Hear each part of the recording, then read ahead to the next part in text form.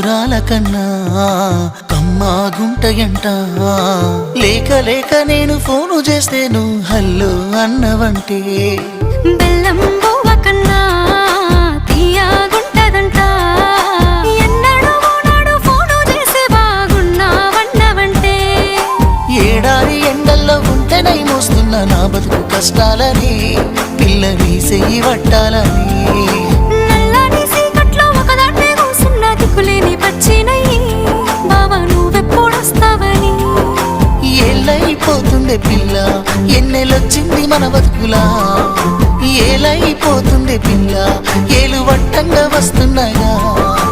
ఇన్నాళ్ళ ఎడబాటు ఎడవాసిపోతుందిలే ఈ సీనయ్య గుంటున్నదే సినదారా నీ కోసము ఈ దూరాన్ని చెరుపుతూ తీరాల తెగిరింది అందా